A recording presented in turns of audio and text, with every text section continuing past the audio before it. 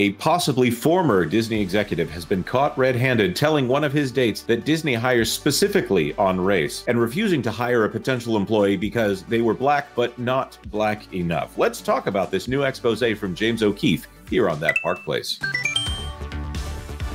Hello, I am Jonas J. Campbell, an investigative reporter for That Park Place. And here with me is VashSky. Vash, did you see this James O'Keefe video yesterday? I think we all saw it. We all saw it together.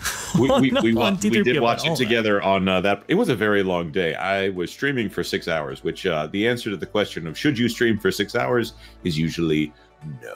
But we did it anyways, and now we're going to talk about some of the fallout from that, because some people don't want to watch that much live streaming. This story, we're going to go to the Daily Wire because we're not going to play the James O'Keefe video. If you want our reactions to the James O'Keefe video, that would be available where, Vash? At That Park Place Podcasts online or T3PO. Yes, that's right. That Park Place Podcast online, also known as T3PO, is the place to go for clips of the channel. Undercover, O'Keefe video. Disney VP says the company discriminates against white men. I'm a white male, and that's not what they're looking to promote at the moment, the man told an undercover journalist. I'm going to say that he didn't realize that this was an undercover journalist, which is, of course, the whole aspect of undercover here. Poor guy. This guy, Michael Giordano, who is a mid-level executive over there at 20th Century Television, formerly Fox, and which is, of course, owned by the Disney company. It seems like they had several investigators go after him on a dating app, and he spilled the beans on multiple dates, talking about the hiring practices of the Walt Disney Company here. This is something that we've been suspicious of for some time. Vash, what are some of the key takeaways of the video? There's a lot there for sure. I think the key takeaway is that Disney has engaged in very carefully coordinated hiring practices that essentially favors some and excludes others. In fact, I believe the real major shocking thing that we learned here was that essentially somebody was maybe passed up on either being hired or being promoted based on their skin color, not in the way that you would maybe necessarily think. I mean, we've heard allegations that they are passing over people because, you know, they don't necessarily check the box in the right way. We've speculated that for a long time now. But the way that this person detailed it was that they actually passed over someone who was maybe black, but not necessarily to the degree that which they wanted them to be. And this was for some executive position, supposedly. I think that was pretty shocking. They also made the claim that Bob Iger himself has full control over many of these hiring practices. And actually, when questioned about that specific allegation, he actually says that 100% Bob Iger has control over all this. Yeah, this is fascinating to me. First of all, it confirms some things that we originally thought. For me, the idea that Disney hires and fires based off of, or refuses to promote or promotes based off of race, that's not that shocking, because we kind of knew that they were doing that. It's been an open secret how they were doing it and how they were legally able to get away with it for so long. That's a little bit more of a mystery, because there will be these documents that come out that specifically talk about all the diversity metrics that they're going for, and then in teeny tiny print all the way at the bottom of the document, and these are official Disney documents that they brag about, it says at the bottom to be careful about how you approach this, because hiring based on race is illegal, or things to that effect, where they also, I don't know if you say that you want to wink at it a little bit, but they are essentially acknowledging the illegal nature of hiring and firing based off of race, but also promoting diversity, which is diversity, not illegal. Wanting to promote diversity, not illegal. Engaging in hiring practices that happen to be the ones that promote diversity, maybe at the expense of other candidates, that's where it gets illegal. It's such a hard thing to describe, to say we want to promote diversity, but also when it comes down to it, saying, well, we're going to hire this person over the color of their skin. It's very clear to say that that is racism. The thing that shocked me the most was when they literally said they had a black employee. I think they said that in this that Mr. Giordano said that this employee was half black, and that in meetings that they wanted someone who presented as more black. And so they passed over this person for the position because they wanted the image of blackness more than they wanted actual diversity, which is shocking, but also the kind of thing that we've come to expect from Disney in their recent efforts.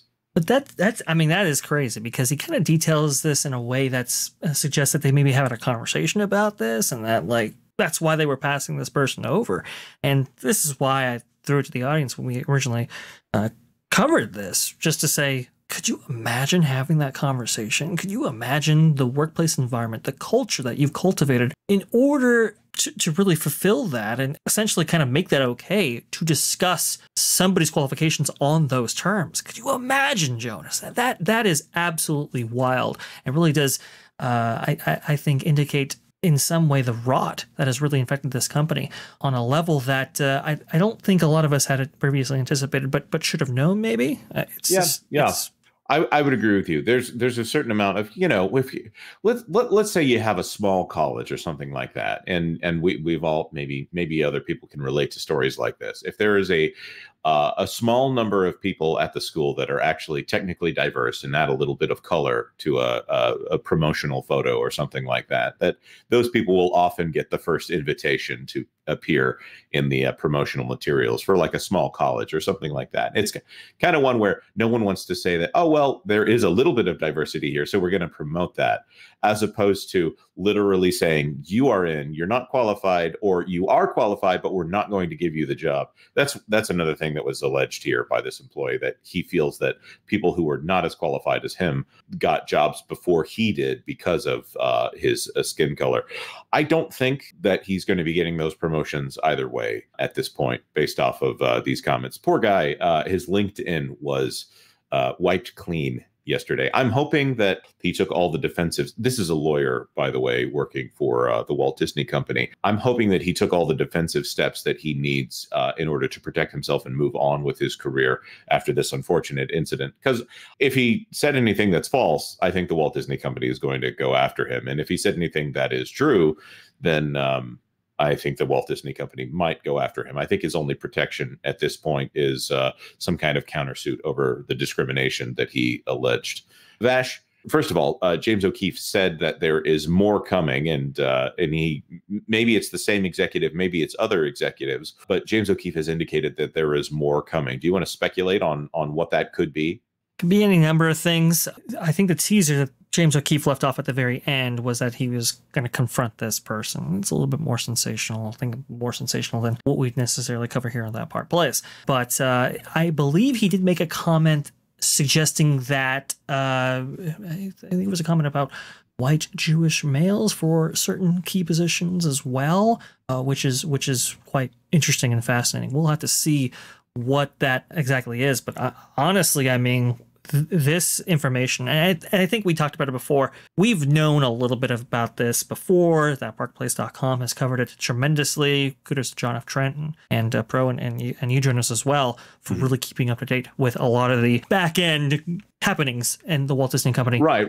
And to reference that article in specificity, there was a story that we covered here on That Park Place. We were in receipt of documents that showed that employees were asked to keep up what we ended up calling DEI diaries, that journaled their DEI experience and their, I don't want to say fealty to the cause, but what the actions they were partaking in order to promote diversity, equity, inclusion within the company. And those diaries were tied to performance reviews. And even if they performed well in their divisions, they would not receive their full bonus unless they adequately made their case for why they promoted diversity, equity, inclusion within the company. So even if they were financially an excellent boon to the company, they would be punished financially if they did not regularly participate in meetings that were specifically focused on DEI.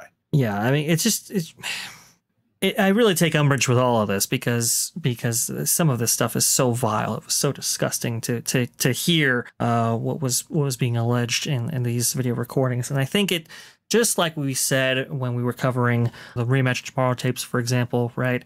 it becomes real to a lot of people when this stuff is caught on camera, when this stuff is caught on audio recordings. It becomes visceral, in a way that necessarily an article doesn't, even though it can be obviously far more informative. So I think this will have a profound effect, not only on the Walt Disney Company, but the people's perception towards the company after this. The other question, of course, becomes, does this become legally actionable by anyone outside of the company? There are, of course, lawsuits that are, right. I believe in the early stages, the America First lawsuit that appears to be going after racial discrimination and discrimination based on other immutable characteristics. But we don't know anything about that just yet, of course. If you want to know what's going on with the Disney company, you should probably stay tuned to this channel. Of course, drop your comments below if you've got things that you want to throw into this conversation. And like this video if you like this video, and consider subscribing to That Park Place for all the news that should be fun. Thanks for watching That Park Place News. For more information, consider checking out www.thatparkplace.com. And don't forget to subscribe, share, like, and send this out on your favorite social media accounts.